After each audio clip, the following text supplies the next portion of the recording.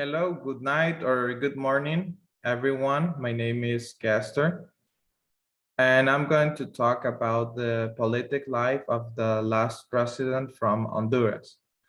At the beginning, he was doing everything in a low profile. He was unknown, but he had power in the Congress because he offered a lot of money to the deputies. In that way, in January of 2010, the full Congress chose Juan Orlando Hernandez Alvarado as the provisional president of the Board of the State Power.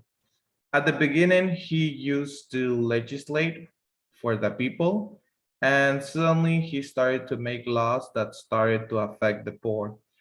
Juan Orlando Hernandez Alvarado was born on October 28, 1968, in the city of Gracias Lempira, in the village of Rio Grande. He studied at the National Autonomous University of Honduras, where he became a graduate in law and social science notary lawyer. He also earned a master's degree in public administration with emphasis on U.S. legislation. Hernandez is married to Ana Rosalinda Garcia and has fathered 4 children. Presidential candidate in the 2013 elections. He had not fight during these elections. Before, it used to be really tight competition, but he won by a big difference, and all of the candidates shout out that he made fraud during the elections.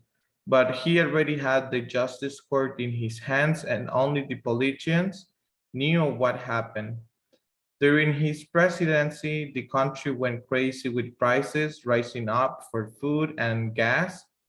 No one was happy, and people went to the streets saying he wasn't a good president. And he sent the police and started shooting the people with real bullets. And he made a law. No one could go to the streets, and no one on television could talk bad about him being a president. San Pedro used to be dangerous, but now it was a really dangerous place to be because the high prices and low incomes. In 2016, he created a new law. It was unconstitutional. He wanted to run again for president, and no one could stop him.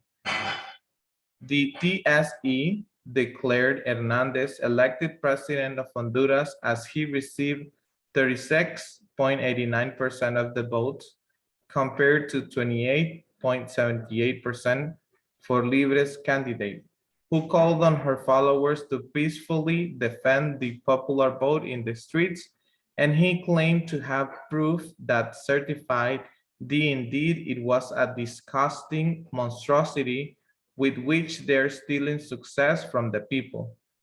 In 2022, the elections started again. Before, it used to be a beautiful and patriotic thing to do, but everyone was scared on what will happen next.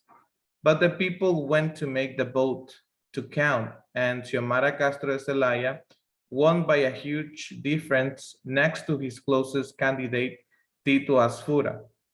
And the Honduran National Police surrounded the residence of former President Juan Orlando Hernandez on February 14, 2022.